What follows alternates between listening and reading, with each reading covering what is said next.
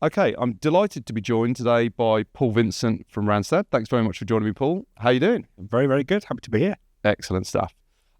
So we're here to talk about services procurement. You and I have been having conversations about services procurement for a decent amount of time. Been a few years now, hasn't it? It certainly has. What we want to talk about today is this issue of how we're addressing services spend management. I use the phrase carefully, and we'll come on to the terminology in a minute. But what we're talking about is some of the things that you and I have spoken about where you've described liberating the opportunity and kind of avoiding excuses. So some great topics for us to get into. Obviously, you've been spearheading the services procurement stuff at Randstad for a while now. I believe your role has actually taken on some additional responsibility. So what's the latest for you at Randstad at the moment? So I'm now the global service design leader. So I am, if you just imagine what I've done with service procurement in terms of reconfiguring the offering, the go-to-market, how do we actually implement and operationalize that? That's okay, I can never say that word. It's a good one. We want to do that on a broader basis. So yeah, MSP, RPO, sort of all different elements for the talent development landscape. So I'm now responsible for all of those different service lines. And so in terms of operationalizing it, just about got that. In terms of operationalizing it, is that kind of not so much standardizing the process, but having the underlying architecture in place? So I mean, very, very simple terms, it's having a whole series of common building blocks that you can then architect together depending on whatever the customer requirement is or situation or need. Whereas at the moment, what happens is it's so easy to default into designing every solution, individual client by client basis. And obviously you need to be really mindful about the client context, but at the heart of it, and a lot of the delivery activity is what people want to buy, which is replicable experience and expertise. Yeah. So we have a large number of programs where we have a very established way of doing it. So this isn't about a complete reworking, but it is trying to bring more uniformity, universality to the storytelling. When you talk about an MSP program, as an aggregated vehicle for all your forms of non-permanent resourcing, how do you make sure you bring those pieces together? So it's trying to look at this as an accelerator, and how do we continue to evolve our service offerings in the way that the market is evolving as well. So it's very exciting to be given the chance to do it, and got a great team. So we're just about to start rocking and rolling. Brilliant. Very exciting stuff. Yeah, I know what you mean. I mean, obviously for us, just purely focused on services procurement, there's always going to be configuration, different customer requirements, different scenarios. Services procurement has a very broad spectrum to it, even just if you encompass just the services procurement world, never mind the wider MSP, contingent workforce, etc. But having the underlying structure, there are always going to be commonalities, and you need to have that scalability of offering, but then you need to be able to configure it to deal with that individual client need. So yeah, that makes sense to me. Cool. So something that came up at the recent CWS Summit, something that comes up all the time, always on LinkedIn or wherever, people talking about statement of work, services procurement, outsourcing. What's the deal with the terminology? It's something that as a tech provider, we've been round the houses with and we've wrestled with, and we're having conversations all the time with clients who are dealing with these problems. You're obviously in the same situation where you're talking to customers all the time about this sort of thing, and you've been spearheading the work around services procurement within a fairly small community, people who've been doing that in the kind of MSP and staffing space for the last few years. What's your take on the terminology? Where have you landed with it? Pardon me. So I think there's a couple of ways to answer this question. The first is that we as an industry are almost, Olympic quality at overcomplicating things that don't need to be overcomplicated. And one of the reasons that happens is because many people in the service provider environment sort of feel that is a way to differentiate. Yeah. And if you're a customer on the end of that and you go along to a SIA summit, or you read Everest information, whatever it might be, then, that tends to sort of stick in your mind about, well, that must be what I must be asking for, then this is how I'm going to differentiate. So the first thing is to strip it back to what actually are you trying to do? So Two things. One is a statement of work. It's a contract mechanism. It is a bit of paper that determines what you do for what money and how you're going to do it. But you can apply that to any form of actual business service requirement. And so the best way to simplify this is to say, I'm actually engaging somebody, a third party, to do something for my business. What are they trying to do?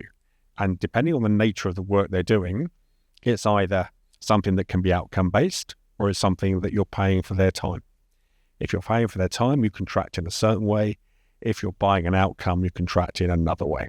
So this whole idea of services management, it very, very simply, it's to bring in third parties to your organization to deliver a variety of different things that support your infrastructure and way of working. Everything else around it becomes purely a contract mechanism.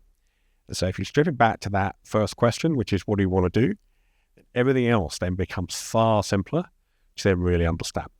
The challenge we have as an industry is by putting all these different definitions in place, you start with the type of worker, not the nature of the work. And once you start with the type of worker, you go down these different channels and you try and put in rules and hurdles and policies and bureaucracies. And all of those do is actually make it harder for a service provider to actually bring value to an organization.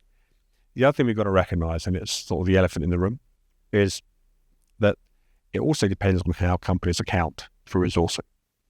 And if you give someone a budget to operate their function on, and it doesn't matter how they utilize third-party resourcing, then that gives you a lot more scope in terms of how you deliver a solution to them.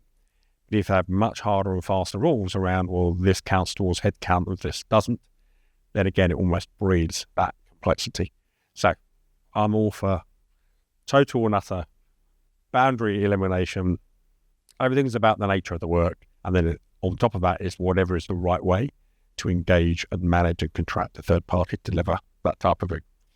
Yeah, absolutely. You've gone right to the core of what it is we're talking about, and the management of these type of contractual engagements.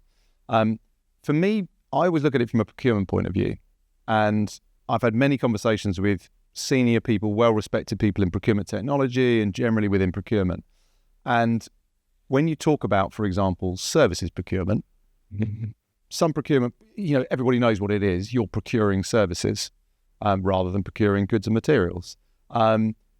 But when you actually talk to people about that, you'll sometimes get blank looks from some people because they just think, well, my organisation doesn't think like that. My organisation thinks in terms of category management, and I'll have the various procurement categories that we manage, and services procurement will go across multiple categories: marketing, legal, consulting, IT services, facilities, perhaps, lots of different areas. So again, services procurement, when you're trying to say, what is the problem that's being solved here? How can it be categorized? And therefore, who's responsible for it to a certain extent, come on to later. But for me, it's a spend management solution or spend management problem we're looking at here, both in terms of who owns it and in terms of what it is we're talking about. Because as you say, a statement of work is just a contractual vehicle. I totally agree with you on that. But statement of work spend is something that I feel is definable because it either is spend that's going under a statement of work type contractual vehicle or it's not. That's kind of black and white. When you look at that from a technology point of view, if you're offering a solution that is SOW spend management, then you're only dealing with that contractual process that works for a statement of work or what might be called by some people a task order or a work order. But there's different ways you can cut it. At the CWS summit, Peter Regan was kind of pioneering or pushing the idea of outsourcing, but I heard just as many people disagree with that as did agree with it. So it's one of those things where it feels like part of the problem is working in an immature market. Yeah, I mean, there's a lot of things in there to kind of unpack a little bit. I mean, outsourcing is not right to describe. Don't tell Peter that. I'm happy to tell Peter. He and I will always talk. He'd definitely be good for a debate on that sort of thing. But I think, pick up your issue about categorization. I'm fortunate I'm old enough to remember buying text messaging as an IT category. So now, we're way past that, but then, it morphed into part of a marketing campaign. service. And so I think you can be too beholden to category dimensions. And especially when you start thinking about things like, the UNS PCC classification and all the rest of it. And let's be sure, that there's fluidity. You need to have fluidity. And what is a professional service in one direction? It might be a consultancy or advisory services in another.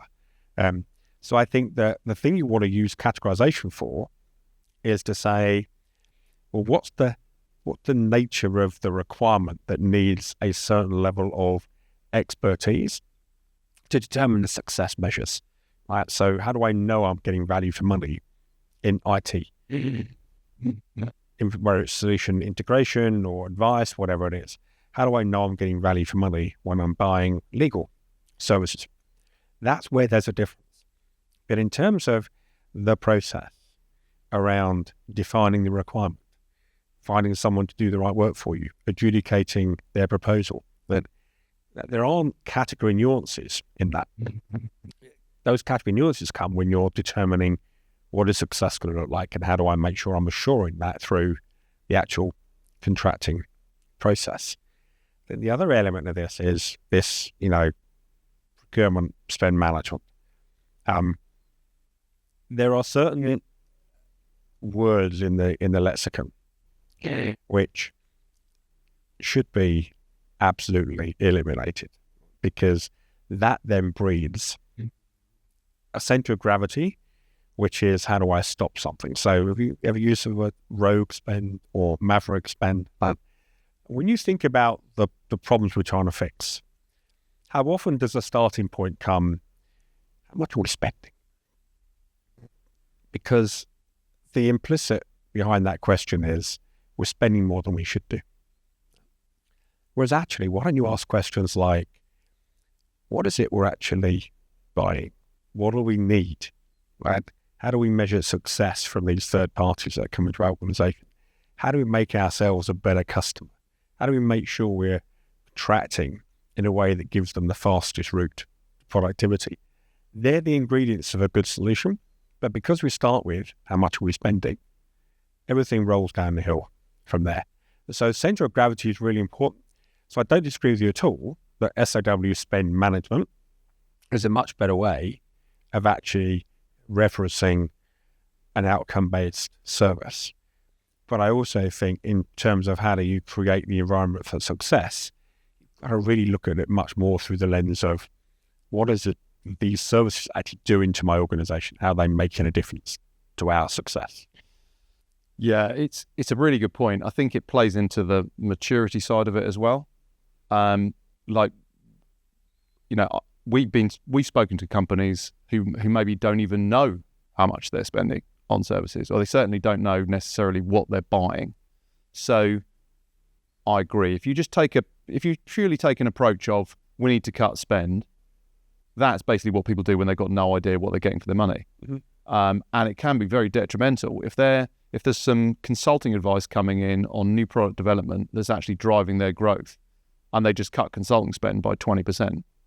That's just absolutely ridiculous. Yeah. So, you always hear the kind of cliches of visibility and control. It just, this is a massively important area of spend for organizations.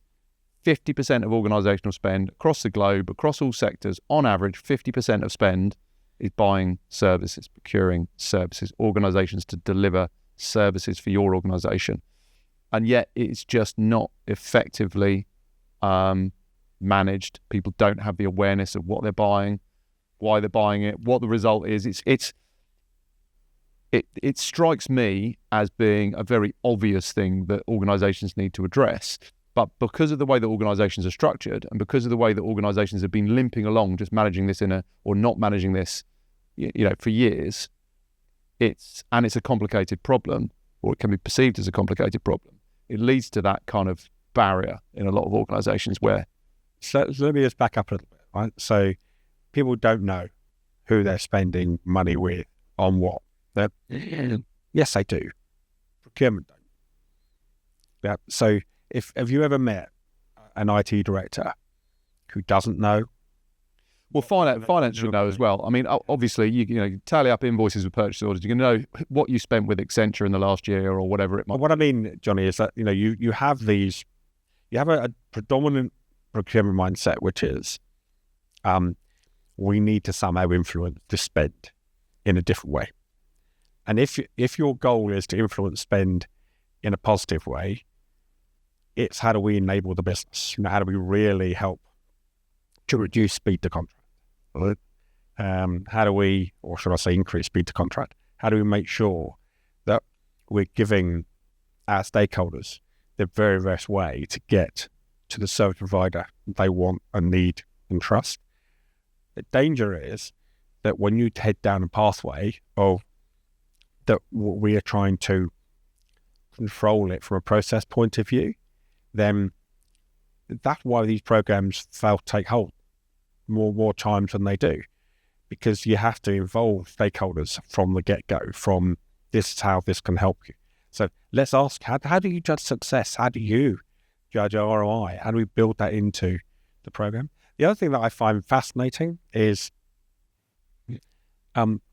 sweeping generalization, because there are some fantastic procurement professionals out there, but many have no experience personally of what it feels like to experience the procurement process as a customer.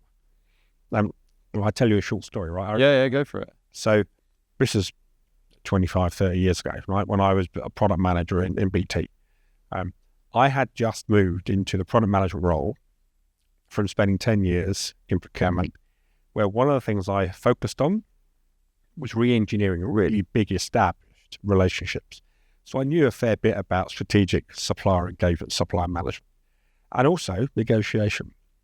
I go into a product management role. I look at a whole series of third parties which are not doing what I want to do. I want to reconfigure.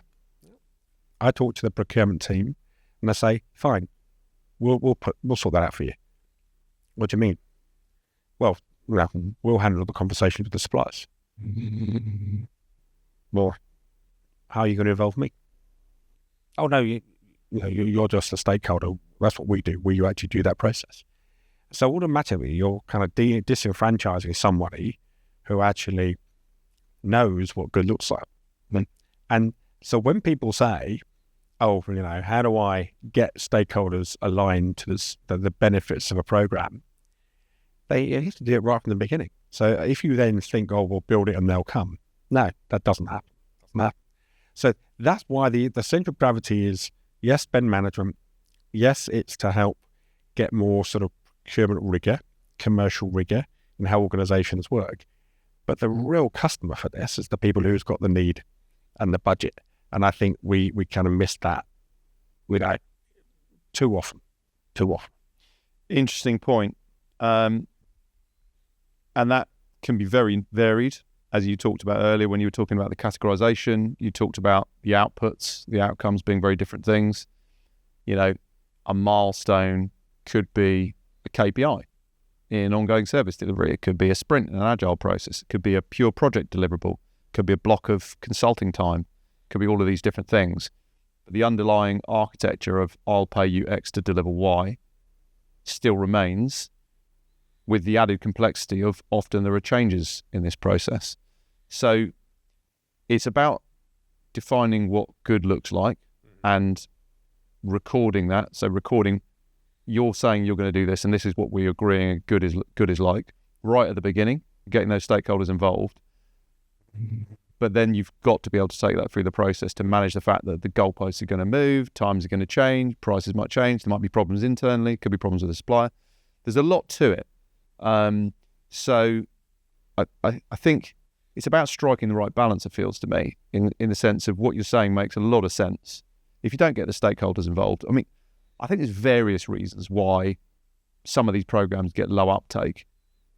It's like sometimes I feel like the angle of with staffing organizations or the big kind of resourcing organizations tackling this problem, some organizations can sometimes take that the wrong way, in the sense that they will go, why are these firms spearheading this service provision, or some of these firms are like yourselves offering services in this area, because buying services, I'll pay X organization to deliver Y output. That's very difficult to, I'm going to hire Paul Vincent on a day rate of X to do some work. So why do you think the kind of staffing industry, you mentioned the CWS summit earlier, why is it that part of, why is there a drive from that part of industry to try and solve this problem? So I think there's two reasons. The first is that, we operate in a space where we are helping organizations to resource in the right way to get work done. It's all about getting work done, yeah. So if you take that definition, it doesn't matter what forms of expertise you bring to an organization, but if you're on that journey, you can provide value. And so there's a natural evolution of large organizations like ours that says, if we're going to go in and help you with all forms of resourcing, then whatever you buy in from a service direction forms part of that ecosystem. The challenge is when you then try and treat everything through the same lens, because that's where you're magnifying the differences. And that's when you're going to get the rejection and the challenge to the organization. So once you get, but also there's a fundamental difference. When you're in a staffing environment, it's about go find me. When you're in a service environment, it's help me to engage who I want to. Yeah, so it's less about go find. There are circumstances when it's go find, but in the main, it's help me to engage in the right way. That's going to actually give me a reassurance I'm going to get value for money. And when a company like us, which we try to do, actually apply our solutions to those two different, very specific requirements, we then bring the mechanics and the overall model together. That's when it has maximum value. When you're trying to sort of go down the line of saying, well, I'm going to sort of treat anybody coming to my organization with the same, I won't say who the organization is, but we're having very interesting dialogue with a very large established company right now where they spend an awful lot of money on statement of work activity, but they want the level of detail around the individuals doing the work they would do on the staff org, but they're treating it as a statement of work. It's funny, isn't it? You get people talking about things like, well, I've heard it plenty of times, people saying, well, I want to equate the costs to an hourly rate on every statement of work I procure. And you're like, well, that's not what you're procuring. You're passing on the risk. You're outsourcing to their intellectual property. You're bringing in somebody to solve a problem. You can put a cost against that, and you can try and equate that to how much it would cost you to do it if you were to engage contingent workers, for example. But it's not as simple as just, like people saying, I want to see all quotes broken down in that way. It doesn't work like that. And it's such a broad range of services. I totally agree with you. And it fundamentally is that difference in how an organisation gets work done. The C-suite want to know. I remember a CEO once said to me, Johnny, one of the most important questions I need to be able to answer is, what is the most effective use of all of my resources? And that includes external supply chain, delivering services. In many cases now, very large organisations, their brand has become more important. Their core workforce has become more important, but they have this big extended delivery network, which has also become more important in terms of how they operate. Scale up demand when it's required, bring in external expertise, especially with everything moving so quickly, technology advancements and things like that. But I guess one area that we haven't really covered here, which is fundamental to why I think the entry point where staffing organisations have begun to transition to get involved in this side of things is the missclassification, isn't it? Now, you and I have spoken about this before, and people tend to overcomplicate it. But ultimately, it is something that everybody is aware of, or certainly should be aware of. But something that struck me as quite interesting in terms of something you were saying the other day was just about the angle of approach that people are coming to this from. Yeah. So what you're seeing sometimes is that people are seeing misclassification as a statement of work spend problem. Yeah, exactly. I mean, that's fundamentally what happens, is that people say people are bypassing my staff org rules. They're hiding it. And they're going into statement of work. Therefore, I've got a statement of work problem. So if you've got a statement of work problem, you need a statement of work solution. Then, so now if the first interjection to the stakeholders is, I'm going to tell you how to spend your own money better than you can yourself, but you're going to shoot yourself in the foot. But it's not a SOW problem. It's, will examine your staff org policy. Why are people doing something else? Surely that's because whatever avenue you're giving them to engage resourcing isn't working. So examine that, get the decisioning right at the point of need, and then you effectively put the problem in the right part of the equation. Because misclassification means something should be staff org that you believe is currently going to SOW. It's a fixed definition of staff org route, and therefore you're going to eliminate the problem. It also means you're then going to have a much clearer glide path into what is genuinely an outcome-based service. But then you've also got to make sure you don't trip over, some companies do, which is to say, black and white, anything T&M is staff org, anything not T&M is SOW. Again, more to it than that. There's crackers, right? So it's all about what triggers, well, you and I talk about this all the time, it's what triggers payment. What is the thing that triggers the payment of something? And it's, if it's the delivery or the achievement or a milestone or deliverable, then it's an outcome-based service, contracted that way, and you can manage the commercial teams however you want. If you're buying purely someone's time and you're going to pay them irrespective of quality, then it goes down another route. Again, these labels cause the problem, not necessarily the mechanics of the question. Yeah, I mean, it's interesting when you were saying about somebody wanting to drive, working through their services procurement channels and looking at statement of work engagements, saying, I want to drive down towards the individual level. You know, really, should they care? In my opinion, they shouldn't care. They're saying to an organization, I want you to do this for me. And, you know, okay, there should be the people at the requisite level if it's a consulting operation, for example, but ultimately you're paying for an outcome, an output. You're saying, do this for me. You're quoting me a price. We're agreeing that price. If it takes you longer or it costs you more money, that's your problem. And I want, you know, supplier, you're taking on the delivery risk, and I don't have to worry about that. But so great point you made about starting at that the criteria to what's the best way for me to get this piece of work done. And like you say, there might be barriers to people going down a contingent workforce route. But even if they make the kind of guidelines clearer, aren't there still potential issues with people just saying, yeah, but I haven't got the budget there, but I have got the budget here? Well, that's what comes back to, you know, the accounting rules obviously breed this problem. So, you know, when I was consulting, you know, I remember a client where I was working directly with the CFO, and it was like, well, how can I make sure I get proper value for money? Well, don't create artificial distinctions. Yeah, give people the budget and actually let them judge what represents value for money, but don't split it between headcount, non-headcount, because all you're doing is you're creating, you know, a problem that you don't need to create. And once you go one step further, which is if you're then really talking openly to suppliers and saying, well, how are you going to validate that you're giving us best value for money? You change the whole trajectory of this conversation. But as soon as you start making, well, one counts as headcount, one doesn't, what are you going to do? You're almost encouraging the organization to behave in this way. I mean, there's thousands of examples where people do that.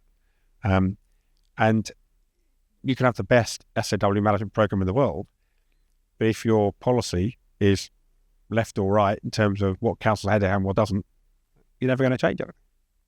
Yeah, I mean, I always think that there's just more complexity in the procurement of services.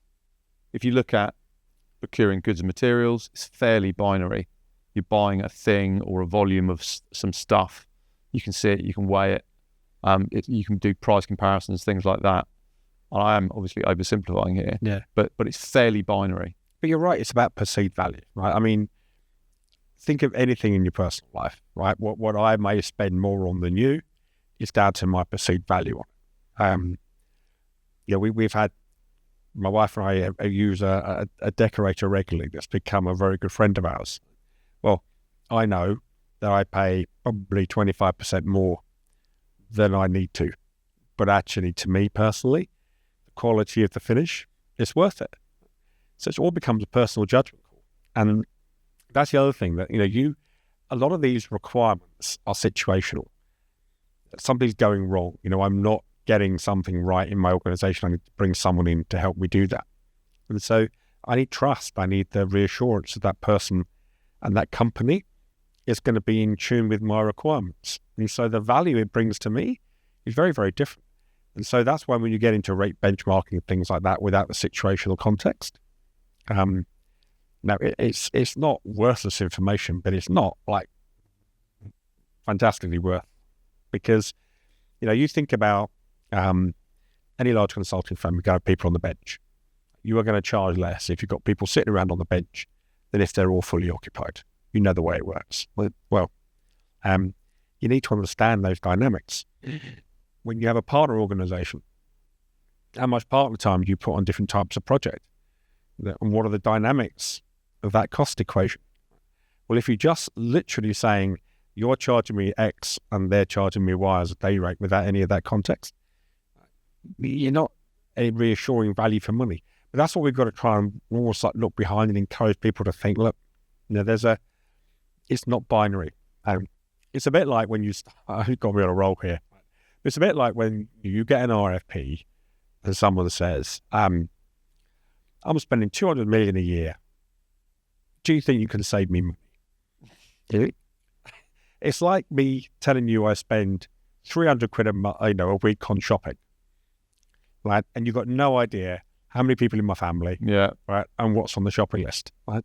So theoretically, of course, I could probably save you money. But the question is, without the baseline of what you are actually doing and why you're doing it today, how can I help? The other interesting thing with this is the more spend you put into a program, the more attractive it is. And actually, the cheaper it's going to take to actually service that. But you've got no idea of volumetrics. So 100 million might be 10 SOWs, right? Or could be 3,000. And so what you've got to do is try and get people on the square of, look, how do we really get our arms around this? And, you made a point earlier around people don't know what often don't know what they spend. Absolutely. So don't think I've got a bucket of magic dust and I can just throw over you and say, hey, I can save 10% over something you've got no idea what you're spending on today. So that's what we've got to try and do with these things is, one, give it that clarity of definition. Secondly, really understand what are we trying to do here, which is to get companies to a point where they really are getting the right value for money for them. And then three, create a mechanism that's actually going to be agile, effective, streamlined, and not act as a sort of a blocker, an inhibitor. Yeah, totally. I mean, it's funny for me because I tend to quite often look at it from a process point of view. And that's just part of it. From your point of view as an overarching service provider, you're looking at it from many different facets: change management, advisory, getting actually involved and knitted into that services procurement landscape. From my point of view, I'm just looking at it as what's somebody doing right now and how can that be improved? And it never ceases to amaze me how large organizations, not just in the UK, in some ways the UK are actually further ahead than some other countries. I mean, they've got literally nothing. So many companies have got nothing in place. They have no way of controlling this process. It might be very large organizations, but they're using Excel spreadsheets, email, Teams, phone conversations, black books of suppliers. It's unbelievable. And when you're talking about serious amounts of money, and procurement have got absolutely no way of getting their hands on that, or certainly no way of getting it under control in a manual process. So who thinks that's a problem? You think it's a problem because you've got a potential fix. But if people don't think that's a problem because they're engaging people who they want, they're getting the work done who they want, they're paying eventually. They've done it for years. Yeah, it is a the people who don't see that as a problem are not the people I want to talk to. That's the big. I feel like the biggest problem in the market is finding those enlightened ones, the people in the market who get this and understand the opportunity. Because if somebody does want to solve that problem, there's going to be various drivers behind it. We did a survey recently looking at the drivers behind this. Sometimes it's misclassification, sometimes it's cost savings, sometimes it's procurement efficiencies, sometimes it's wanting to understand supplier performance, but that's usually kind of the few that are looking right down the road, because you've got to get these other things in place first. But there are people that do want to do that. But and that's where I think there's a really important factor, an X factor in this whole scenario, which is genuine change agents. Genuine people within procurement. You know, we see it within our client base of people that are just like, hang on a minute, this is ridiculous. Why are we doing this so badly? Must be a better way to do it. You told me to look at the misclassification risk, or to look at the spend risk, or to look at my supply chain within services. I can't, because I can't see anything. All we've got is statements of work, PDF signed documents that are scanned and stuck in a folder somewhere. What am I supposed to read every one of them? Try and work out if there are milestones. That's the sort of thing where the people that come out of that and say, there's got to be a better way to do this. That's why I think it's so important to have these types of conversations, to just so that people become aware that other people are trying to understand this and solve this problem as well. And that was one of the good things about the CWS Summit. We did some round tables. Everyone wanted to share their experiences. Oh, do you guys do this? Because people are almost embarrassed to start with, to go, well, to be honest, we don't even measure X and Y. Other people say, oh, don't worry about it, it's the same for us. I think that's really important for people to understand where the market is and what the opportunity is. But I know it's not just the process. It's about an organisational awareness of the fact that they're spending lots of money in this area, and maybe they need to do something about it. Some organisations probably aren't interested, because they'll just think, oh, you know, I use the example, we're an investment bank and we're doing so well, we're not really worried about saving money, to be honest. But if there's a misclassification risk, maybe they'll address it. So there's different angles into it from different types of organisation. But yeah, some people aren't going to want to solve the problem, but plenty of people do. But it's just being able to actually drill down into who those people are, which brings me on to another key point, which is, whose problem is it? Yeah. So at the risk of kind of, being Mr. Controversial, go for it. Which, as you know, is a cat that... Now's your chance. Let's do it. It never fits very well with me, that cat. It really should be the people with the need and the budget. I mean, where we often get into these quite circular debates around, so is it an HR-driven program because it's resourcing? Is it procurement-driven program because it's spend? Well, who are they working for? They're working for the business owners, stakeholders, the ones who are leveraging these resources. And so if I could put the responsibility of these programs anywhere, I'd put it in the realm of Chief Operating Officer, for example, or Chief Transformation Officer, somebody who is actually looking line of sight down the organization. Because once you have that, then the rationale for improvement becomes clear. You're 100% right. You need a change agent to actually make inroads in doing this, but you need a sponsor. And I work with some very effective CPOs, but those CPOs need to get sponsorship from somebody else to do a lot of the big change programs. And so you need to look at this through the lens of who do I think is going to be the biggest beneficiary? And it was always a mystery to me where people will say, we can't do consulting first, because there's so much sensitivity around consulting. What are you talking about? Why? Go after consulting first, because that is where the real heat map is. That's where the senior people that really need to be assured, yep, they're the ones with the best relationships. Of course you start there. What? We're seeing we're seeing less people saying, oh, you couldn't do that. No, we're seeing much less people saying that. So I think from an ownership standpoint, the other thing is about procurement are not the buying process. Procurement play a role in the buying process. And that's another thing that you tend to often gets confused. It's all procurement centric. Well, what you've got to do is say, what role does procurement play in your organization? How do you make sure that's really enabling your business? And then you have the processes to support that. But again, I keep going back to the centre of gravity has got to be the people with the need and the budget. I've worked with organizations where HR have played a leading role in this. It's a different mechanism, different perspective, but it also, does create the ability for a more holistic view on how we bring in resources into our organization.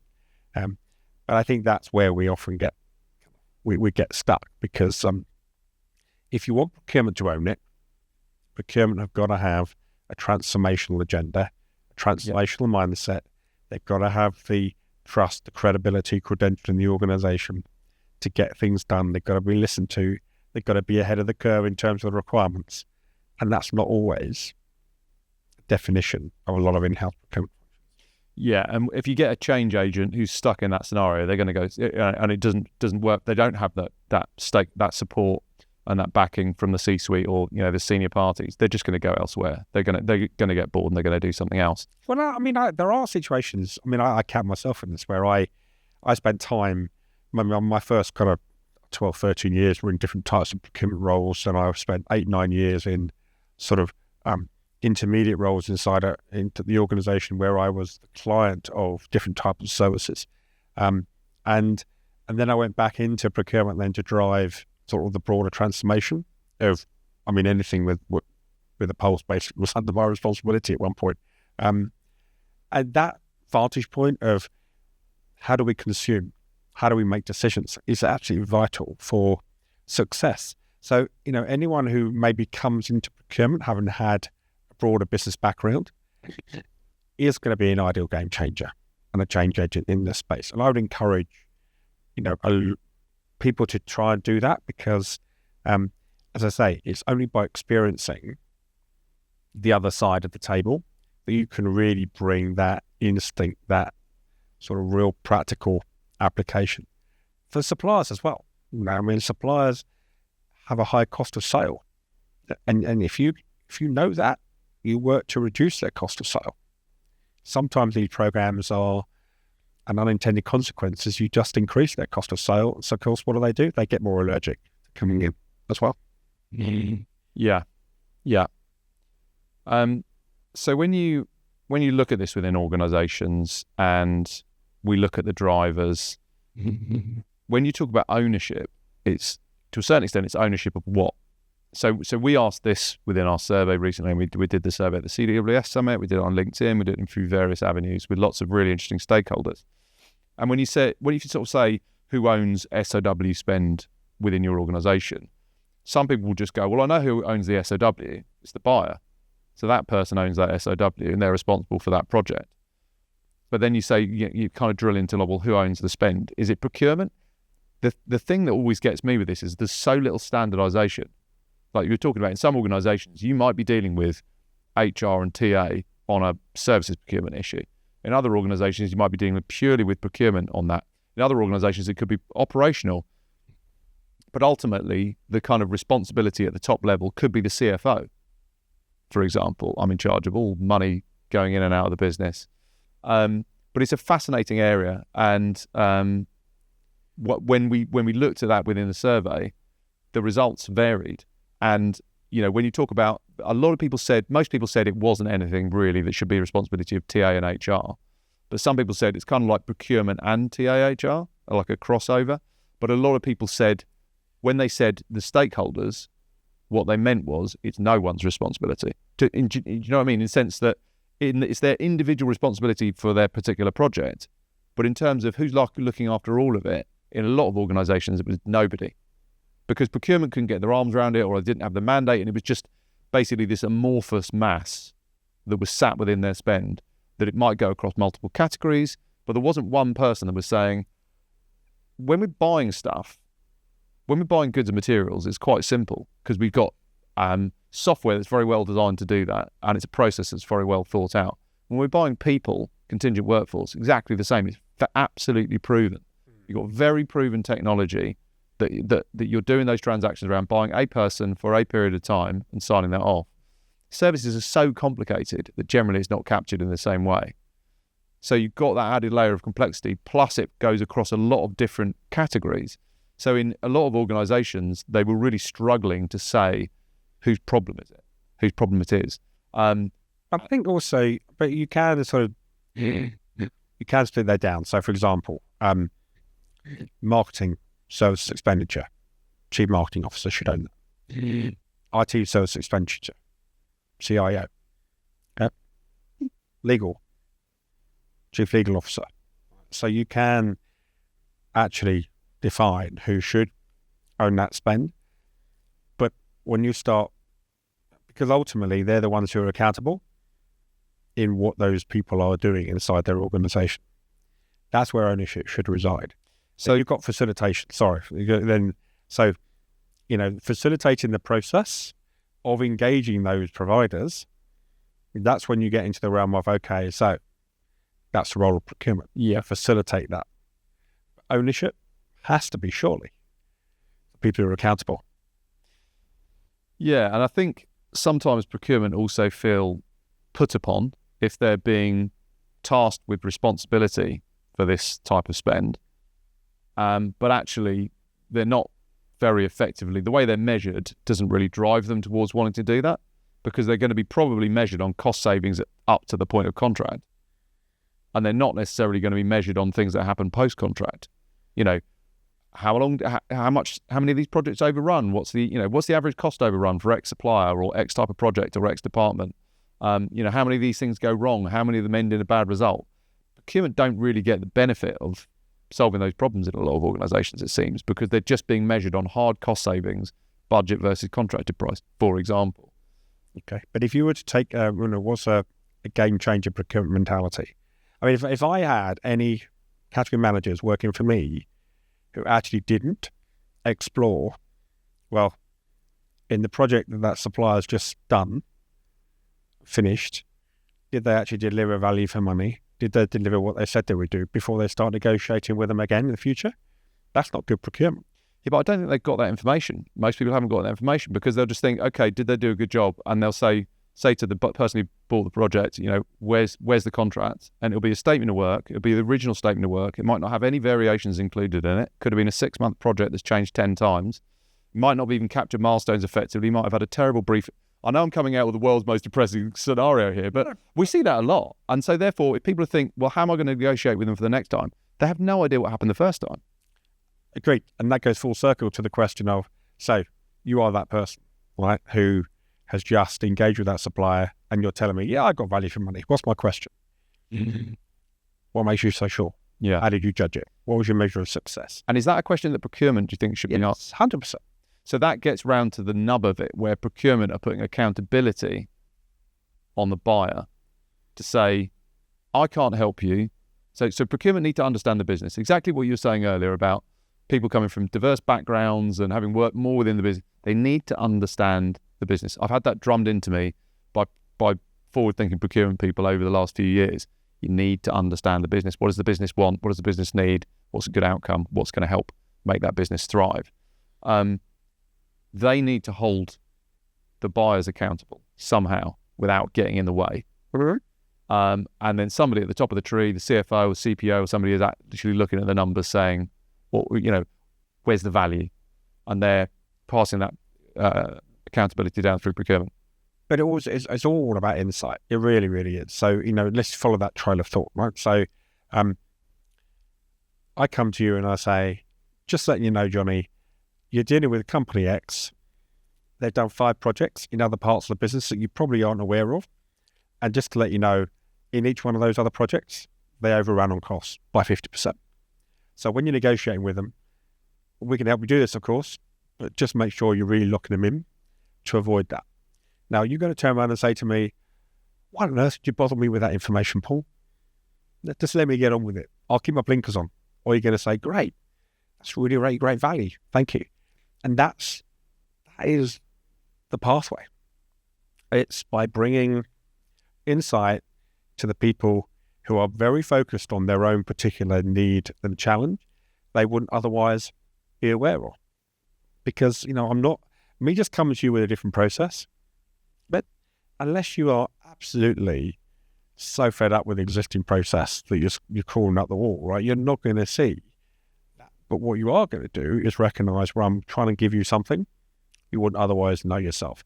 Now, it's a longer play, but you layer up and layer up and layer up that, all of a sudden you create this great big bow wave of momentum. And also, what happens? All of a sudden, procurement are seen as being a business enabler, not the supervisor of a process. Yeah, really interesting, because I 100% agree with you. If you come with the insights, it's automatically explaining the value of what you're trying to do. But getting those insights, or certainly having those insights right now, for most organisations, most procurement teams within organisations, within their services spend, absolutely they don't have it. I mean, I've spoken to CPOs who've told me, I spoke to a CPO who told me they had, it was over $1 billion spend, and around 75% of it was services, and they really had no idea where most of those contracts were. They'd be in some sort of repository somewhere, but they literally would be scanned PDF, signed PDFs, and that was, you'd have to literally trawl back through everything. So with those insights, this is a point that I find quite frustrating in the market, which is I feel like where the market is at the moment, or where it's kind of come from, is typically been very hard to get these programs up and running, because everything about it has required them to be big. Yes. And generally that makes them more complicated, more people involved. And it reminds me of that webinar you did where you had what was the box called? The too hard to do box. Too hard to do box. There was all sorts coming out of that. But it's true. It's true. Yeah. And, this is where things fall down. So to get insights, you need to, if you could provide insights, if you could say, okay, well, we've done some work over here and here's some insights. Would you like this sort of thing for your area of the business? Mrs. Stakeholder.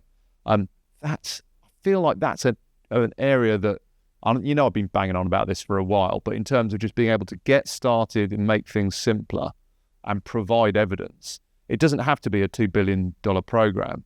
It could be, and this is where the public sector has done it really well, because the public sector operates through frameworks. Mm-hmm. So basically they'll be dealing with stuff on a more kind of piecemeal, sometimes scalable basis. Obviously there's more mandates in the public sector as well, but that's been an interesting thing for me to see, looking across private versus public sector. Sure. But yeah, do you feel that's one of the challenges?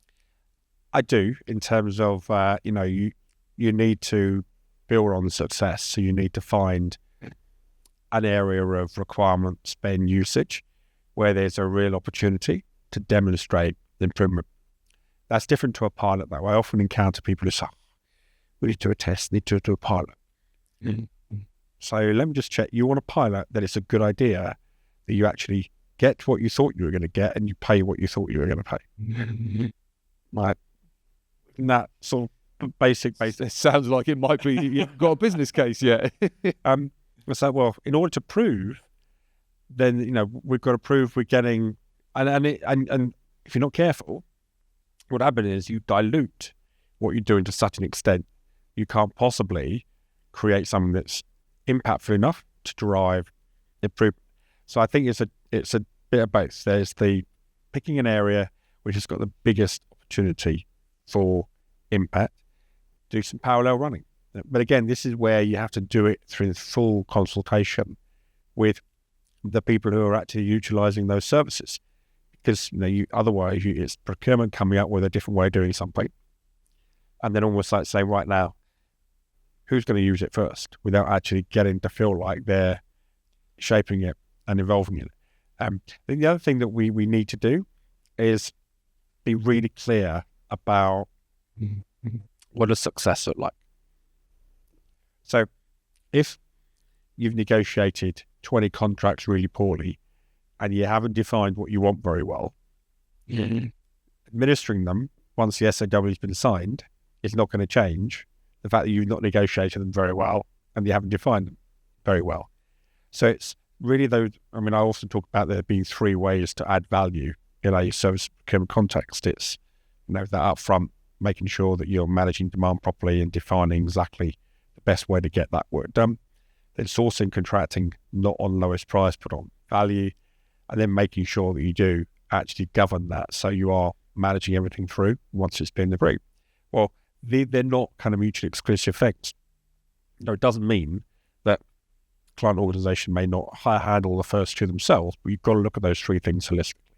And again, one of the challenges is that when you make a start, you think that just by focusing on one end of the process, you're going to demonstrate the effectiveness of everything, and you can't. So you've got to look at that in a holistic fashion.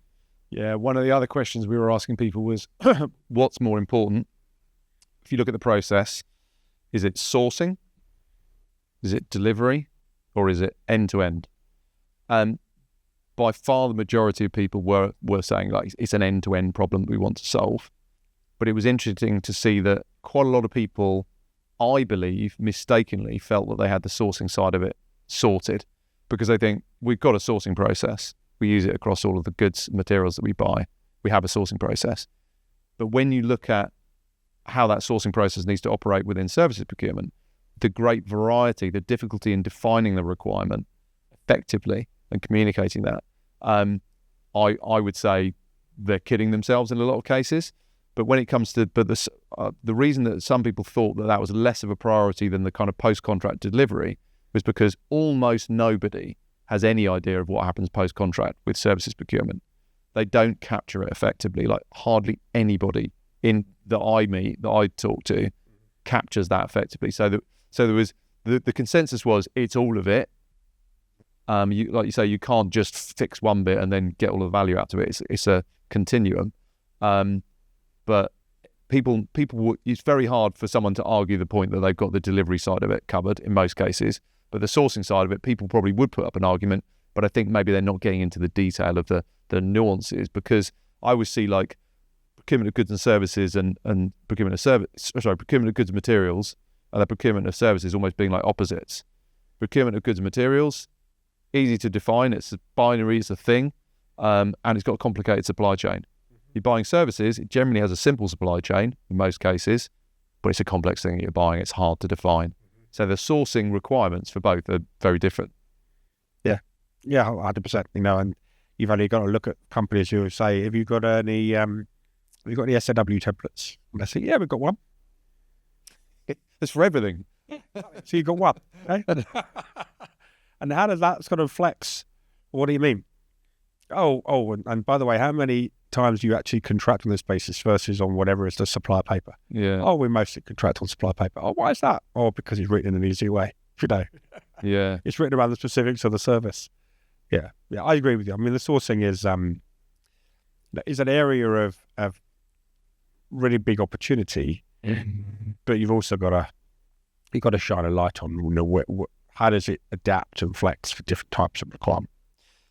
So one of the things you mentioned I just want to pick up on was just around stakeholder involvement at the beginning of the process, and of making a program successful by having that stakeholder involvement.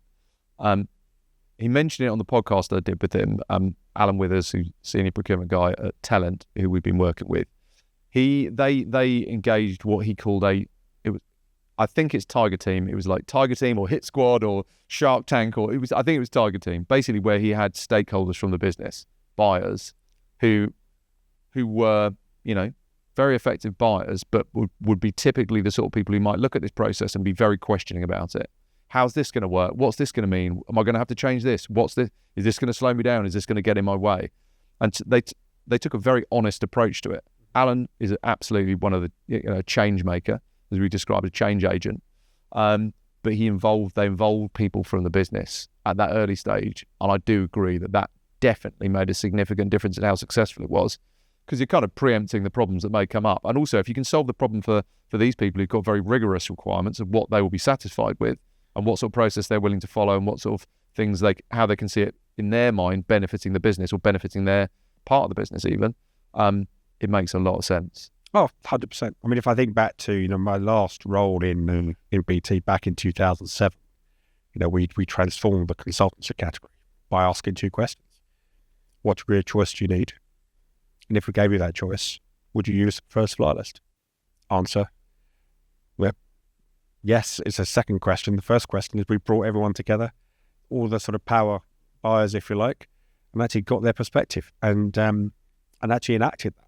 And so I think it's a very excellent idea, and it's just not done enough, because there is this inbuilt fear that because they don't see a problem, you're pushing water up a hill, and therefore the only way you're going to grab their attention is by saying, hey, I can save you money by doing this.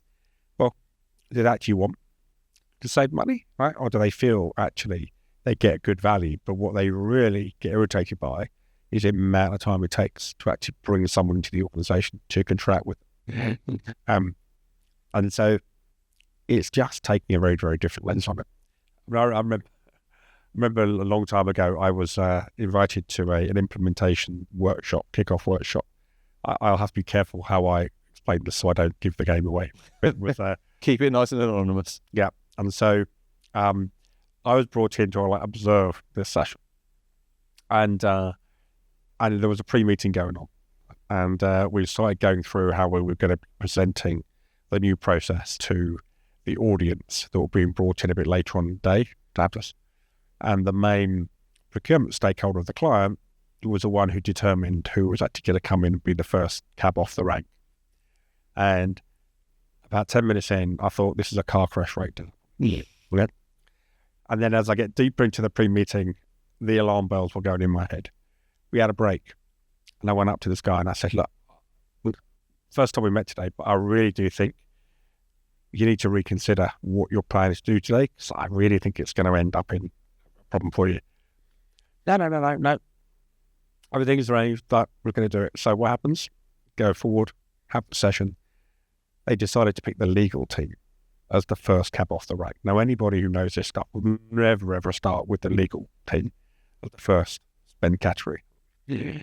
The meeting literally lasted about 5 minutes before there was an open revolt, and they walked out the room. And at the end of it, he said, yeah, I didn't see that coming. And I think that's how us companies who are trying to move change in this area can help, because we can bring that real world perspective on. Now, you can't. Good procurement is giving people a validated choice. It's not force feeding them with whatever they've got to do, and you've got to allow that to happen. And so you have to think enabling, you have to think facilitating, you have to think that we are literally acting as that pathway for them to do what they want to do when they want to do it. As soon as you start thinking, right, okay, we're going to try and stop them from doing things because we think they're not getting value for money, then you're hiding to nothing. Yeah. Just going back to the kind of title of our discussion today about liberating opportunity. I mean, that just, it is what we're trying to do, because the thing is, you and I work with customers where we see the opportunity and we see them realizing the opportunity. So we know how massive that is and the potential there is for other organizations to just do things so much better and be so much more successful, not just save money, but have a better relationship with their supply chain, be more a customer of choice for their supply chain, be more effective, be better at their business, make their business more successful. It's so fundamental, but it's a bit of an education process at the moment, because for a lot of organizations, they're not at the point where they think this is even possible yet. It's either in the too hard to do box, or they haven't really twigged that there may be a different way to do it, or that maybe there's a serious problem here, because it's so diffuse across the business. But it can be frustrating. I'm sure you probably found it the same over the last few years in some ways, where you're talking to organizations and it's frustrating just to see them being so immature in their understanding and approach to this. But it is nice being at the front end of something and trying to make change happen. It's kind of like, there's two sides to it really, but I enjoy it, and it definitely makes it, the challenge is definitely there to communicate this in the right way, because, and obviously the more times you can show case studies and get people talking amongst each other who've actually been there and done it, yeah, I think that's really valuable. I think it's all about helping people to feel why the change is important. There's a beautiful story. There's a book by by two brothers called Chip and Dan Heath, and they wrote this book. And inside there was a case study where there was this procurement director somewhere from a manufacturing organisation. He discovered that his organisation spent inordinate amount of money, different types of money, on like hundreds of different types of gloves across their organisation. And so he came up with beautiful spreadsheets to show the variation of cost and the opportunity to actually bring that together and to reduce cost. There was crickets when he sent that information out to the organisation. So it's like, how do I get their attention? And so what he did was he got a example pair of every single set of gloves that was bought across the organisation. And he put an individual price on each pair of gloves. And then he piled them high on the boardroom table. And he invited all the execs in. Of course, the first thing they saw, this great big pile of gloves on the table. It's like, what's all this? Well, these are all the gloves you're buying. Why are we buying this? I don't know. You tell me.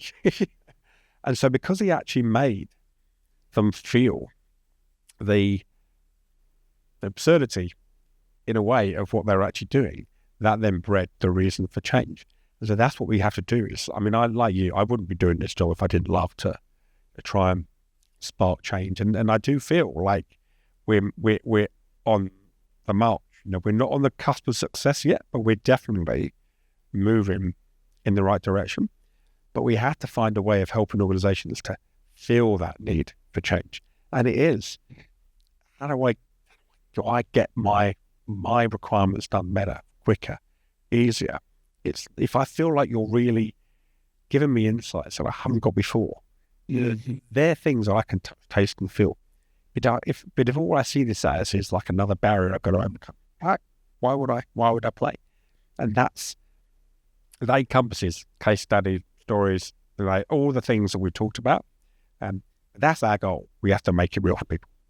Sometimes, you know what, obviously the pain points are different for different people in different organizations, but certainly some people, procurement professionals, if you could just take a week's worth of the statements of work that they're meant to be looking at and stack them on the desk and go, this is how many statements of work you're asking, or take it to the CPO and say, that category manager is being expected to deal with this many statements of work per week manually.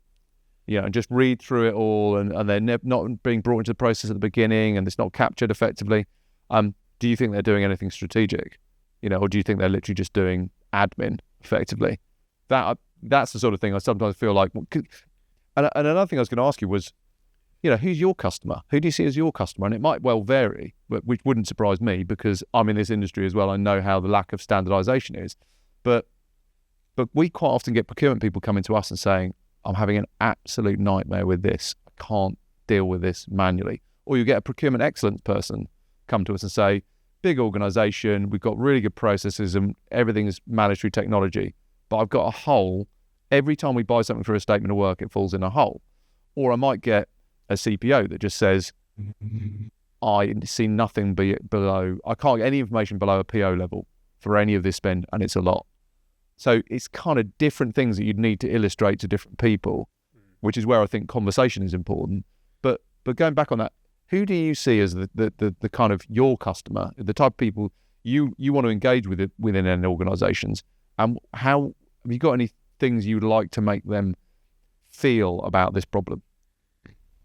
So are you talking about my ideal contacts or the people that we tend to speak to on a regular basis? Just kind of like, and it might be a difficult question to answer, but the people that you feel should be your customer that you're going to with a solution, where does that, and obviously it's going to be a multi-point internal stakeholder, because MSP relationships, traditionally with an end organization, you're already working with them on an MSP basis, you'll have an HR and TA relationship. If procurement suddenly need to get involved, sometimes that could be a sidestep, and that's well-trodden ground. We all know that's a challenge when you're coming from that MSP background. But if you just look at it from a services perspective, you want to come in and solve this problem, who is it that you think should be getting excited about the solution and wanting to push that forward within their organization? So probably won't surprise you to hear me say the CIO, the CMO, the Chief Operating Officer, the CFO. Now, if 50% of your spend in an organization is on third-party expertise, isn't that a C-suite issue? Right? So, and it is a C-suite issue but they it manifests to them in different ways. It manifests through presentations on strategy or in different types of improvement projects. They don't necessarily see the connectors that actually lead up to that particular scope of work. And so it's trying to sort of draw out the picture. I think also when organizations are going through change, like, so if you're acquiring or you've got a new competitor in the market, you know you're going to be changing the profile of what you're spending. And so who are the people that are driving that conversation because you want to get ahead of it and get the help? So absolutely, it's the kind of overall authority where different types of spend would be my ideal contact. Obviously, the category leads, those areas of spend, provided they actually want to be enablers and actually they understand what those requirements are. They're probably sort of well established. And the third layer really are the suppliers. Because to me, one of the biggest stakeholders of the program that is often overlooked is the supplier. Because yes, you're trying to enable the users to have a great experience, but you're also trying to make it really easy for the suppliers to be successful, reduce their cost of sale, make it easy if they do business with that company. And if they're going to reduce that cost of sale, what can they do? They can look at the commercial terms. Who gets the benefit of that? Their end customer. And all you're doing is you're creating that pathway for them that makes them feel like you are trying to help them be the best they can be and actually create a platform for future work. So if you hit those bases, right, that's when you know you've got the right center of gravity for a successful project. Yeah, that's a very good point. And it's interesting when you talk about suppliers because it's also about how competitive, the competition for the best suppliers. And we've seen this with some of our clients in the kind of like highly secure aerospace market where they've run specific programs designed to bring, for example, innovative SMEs, make it easier for SMEs to do business with them, which obviously ties into things like government targets on working with SMEs as well. That's been massively successful. Suppliers love it because you're making their life easier. And even with the talent example, when I asked Alan with having rolled out the program, being really successful, what was the biggest surprise? And for him, one of the biggest surprises and one of the things he was most proud of was the supplier feedback, unsolicited supplier feedback that was just really positive. Yeah. Glad you put this in place. We can see when we're due to get paid. We can see where we are with stuff. It amazes me when you look across the board, when you see how many suppliers like forget to invoice on milestones and things like that. And they're just, these projects, become quite convoluted. Yeah. It's what a success looks like side of it as well. I feel like that's sometimes something that scares people. Like when they just go, you've got to do a project. I've got to get a project done. If you just say, I'm just going to hire some people, I'm just going to hire some Java developers to do this development, and I'm going to pay them on an hourly basis, and they're going to get it done. I don't know how long it's going to. If you really press them, that buyer, to say, how long is it going to take? What's the overall cost going to be? What's the net value to the business? What does good look like at the end of this? They don't feel like they're in a world where they have to define that. Whereas when you take it through a statement of work type engagement, suddenly, if it's done properly, you're having to look at genuine outputs. And people sometimes feel like that's a lot of work. I think they think, oh, do I have to really work that out? But the value to the business is just so much greater. You're actually having to think, what's the outcome? What's the output that needs to happen from this? And then in terms of judging it, if you can, as you were talking earlier about defining a requirement effectively, defining what the deliverables, the outputs are, whatever they may be, if you can capture that and you can measure against that, then you've already defined what good looks like, really, haven't you? Yeah, that's for sure. I think there are some questions you can ask just to help your thought process. Like, how do I want the world to have changed when that supplier is finished? When they've left our office, our building, what's different? What has changed? What is different? And how are we going to measure that? How are we going to judge them? How are we going to measure it?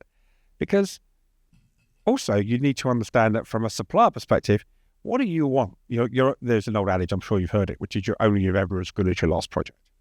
Right? And so you want a great case study. Right? So do you want a case study that says, hey, I paid them a lot of money. I've got no idea what they came in and did, but they seem to do all right. Or do you want someone that says, you know what, here's the problem statement. They came in, they absolutely helped me to re-engineer that process or to identify the improvement I needed.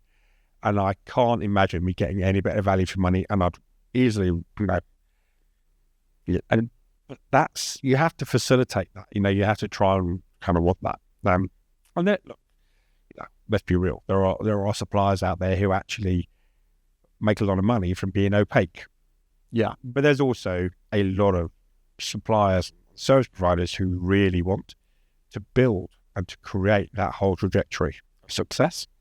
So you giving them a very, very fluffy SOW doesn't help them.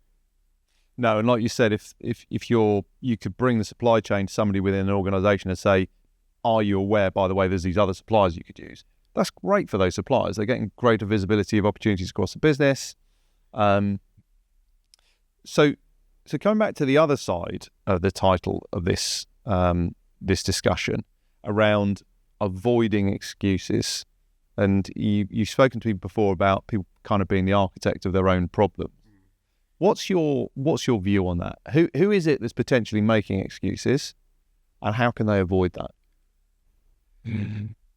So 2 or 3 examples. Let me talk about this from the lens of what people ask us for. Yeah. So what makes my heart sink and what makes my heart soar when I read an RFP? I hate reading RFPs at the best of times. So what makes my heart sink is when someone comes out and says, this is what I want to do. How much are you going to charge for it? Yeah. Yep. And what they want to do is want to fix missclassification. They want to stop people using SOW by the back door, and they want to reduce the amount they're spending because inherently they think they're spending too much. That makes my heart sink because you know where you're going. Yeah. And by the way, there's no data to back it up, right? So then what happens is they will choose someone based on what they want to hear, not the reality of what actually can be done. And then someone comes in, they get appointed, and there's complete disappointment all around, right? That's how it plays out. What makes my heart sore is when it comes out and says, here's my problem. Here's my landscape. How can I do that differently? And oh, by the way, I'm not going to do this at some point in time in the future to be undetermined, right? And I want to fix pricing for 3 years, irrespective of whether I start doing it or not. Let's say I want to work on this now. I want to co-create.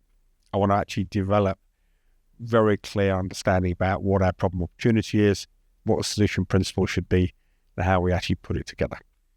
Because then you're dealing with someone who wants to be a change agent, someone who really wants to make a mark in their business. And there are all those people out there. Now, how often do you think I get? I was going to ask you, what percentage of RFPs are of that heart sore type? Absolutely not enough. 20%? 50%? What do you reckon? I mean, I'd probably put it at 10, 15%. Yeah. I'm really honest. Genuinely got a problem, got a burning problem, need to solve that problem. Yeah. I mean, you and I are in the business of problem solving. And I think that's another, as a fundamental area where the staffing industry and the larger kind of very capable staffing organizations, they're problem solvers. They're very, very good at solving complicated problems. And that's where I think there is a great deal of credibility to be taken from what an organization has been able to achieve, for example, on the contingent side, the staffing side, and managing resourcing, being able to take that across with the appropriate internal procurement expertise to address the bigger procurement problem as well. Because it is a problem. There are similarities in the problem-solving exercise. There are large differences in the mechanism of how the work is being achieved, or how you're contracting that work to get it done. Yeah. But there are similar problem-solving exercises. But also, I think it's being brutally honest with where you're starting from, right? So, if you come to me and you say, here is my spend data file for the last 12, 18 months, and here's some examples of our typical statement of works, and here is the sort of templates that we use, and here's a degree of understanding about what we're getting from our suppliers based on what we've done. And here's a synopsis of conversations that I've had with the key users part of doing this. At that point, you're sitting up, that RFP. I'm sitting up thinking, you know what, you've thought about this. Yeah. You thought about this. But, as soon as you start getting down to the lines of, so as part of implementation, we're going to introduce your stakeholders to this solution for the very first time. Okay. And how do you think that's going to play out? And I don't want to be flippant about this, but you really do know very early on whether you're on a glide path to success or you're on a glide path to pretty certain failure. And you want to really open the doorway, the thought process. You get desperate to help shape and guide them. But people need to want doing that. And when often people get sucked into going down a particular pathway, that's the direction we're going. And if you don't say yes to X, Y, and Z, there's plenty more that will do that. It becomes a very hard judgment call because you think, well, okay, well, I'll stick with it. And hopefully, when we get in deeper into the process, we can then have a more kind of open dialogue, co-created dialogue. But it's you value when you really connect with a game changer. You go down that co-creation pathway. You value that massively. I 100% agree, and that definitely from a tech provider point of view, it makes all the difference in the world. You're working together to solve a problem, and all elements in the process can add value. Experience of what else has happened in other programs you've dealt with. What are other customers doing? What's happening in the market? And a question I was going to put to you actually was, when you look at the market where it is, it's an immature market. There's maybe sometimes a lack of understanding. It's early, but there's progress happening. What can tech providers do? If you were to wave a magic wand, or are you sitting there thinking, come on, guys, what could tech providers do to help in this market? So I think it's quite an interesting discussion because there are so many different types of functional tools out there.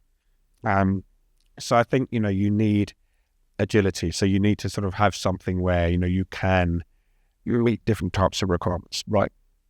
I think increasingly you are in the space of, well, I've got something already, so therefore this is something else I've got to plug into. So ease of operation, ease of,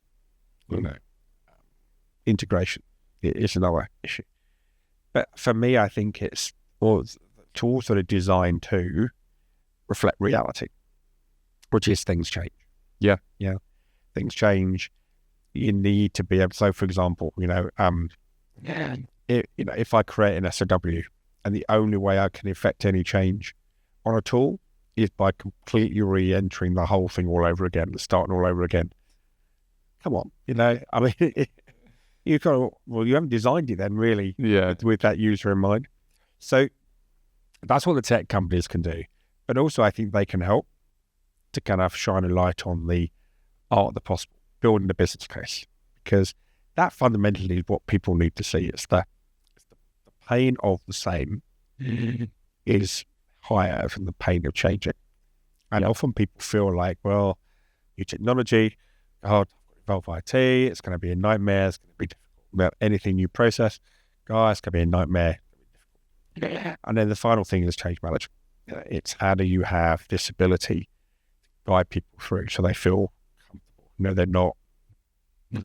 There's a pathway. And I think we are dealing with an industry where lots of people won't be first. They wait with somebody else to do it. I mean, how often do you get asked, I want to do something that no one's ever tried in the history of the universe, and I want to be first. That's like, show me where you've done it before. Yeah. So I think that partnership also, building that ecosystem that everyone's got a part to play, but you want to sort of stitch it all together. I think that's an important part of Virus Play too. Yeah. Everybody contributes, and it's partly just about having these type of problem-solving conversations. Like I say, the roundtables at the CWS Summit, great. People talking about the problem. It's not just about, you and I sitting here going, oh, saying we've got all the answers. No one's got all the answers. No one can even agree on what it should necessarily be defined as, because it's an early market. But the bottom line is, conversations like this where we're trying to talk about problem-solving exercise, that's what I feel quite passionately about. People need to get involved in that and get, put their head above the parapet a little bit and just understand a bit more. But these have got to be the people that are motivated to do that. And I think that's something that's becoming more required in procurement people. Organisations have got to keep up with their competitors, and part of that is going to be how effective their procurement processes are, how effective their procurement teams are. And if teams are just stuck doing very transactional activity on a very manual basis, they're not effective. If they're not engaging their time to strategically benefit that organisation, understand how the organisation works, understand the supply chain, understand the needs of their buyers, they're never going to be able to deliver that value to the C-suite. Yeah, and they're going to be almost like business people in spend management roles, roles. They've got to think like that. But again, in the real world, you have some people that just don't want to have that kind of strategic. They wouldn't know what to do. If you say, look, I can liberate half of your week, what are you going to do with it? You can go and have some conversations with the stakeholders. But what am I going to talk to them about? And again, I'm like, sharing real stories in the past. But I remember when I inherited an area of spend. Again, I'll try and protect the innocent. I inherited an area of spend. And I thought, well, I need to go and speak to the very senior person in the company who's actually orchestrating them. So I go and have a conversation with them, get on very well, talk about their vision, their objectives, how I can help them, how I can get my team marshaled to that direction. Just about to leave the room, and he said, "Can I ask you a question, Paul?" Yeah. So I've been in this job 5 years. You're the first person in procurement that's ever come to see me. And it's like, go figure. Right? And when I went back and I shared that with my team, and I said, how come no one's ever had a conversation before? Never been asked. Yeah. Like, Paul, come on. It comes back to the change agents, and I think that something that we will start to see more of is people that have been successful in transforming this area in one organisation, going to other organisations and doing the same thing, because it's such a complete open opportunity, such a greenfield opportunity to really make a massive change. And that's something that I think we will start to see. But just to kind of finish with a slightly different view on it, because I think you and I could debate this for literally, we could spend the rest of the day. There's plenty more stuff we could cover, and no doubt we will at some point. But what do you look at a beer? Well, there we go. What do you see as, like, what are the things that are really good that are happening in this market at the moment? Oh, just picking up on the latter point, I think definitely you're getting more people who are really motivated to do something different and going into organisations. Sometimes they go into the wrong organisations. They've got the right motivation, ambition, structure, wrong organisation. And so you have to find the right home. Definitely there's more of those. The second thing is conversation. This is a new area in a sense that we haven't quite got critical mass, but we've been buying services for hundreds of years. It's pretty niche. When I tell people I do a podcast in this area, they're like, okay, that's fairly specific. Yeah. So we again, let's keep real world. But then, let's be honest. You talk about professional procurement. Someone said to me years ago, said, well, you don't need to be a professional to buy well. You just need to be professional in how you go about it. And we do sometimes forget that, that only a professional procurement person really knows the nuances and ins and outs of this stuff. People spend money every day. And because we're talking about perceived value, everyone makes those decisions every day. And so you have to approach it with that mindset that it's how you helping you and others like you to actually go through that selection process in the right way. So I think what's going well at the moment is hopefully that kind of thing is starting to take effect.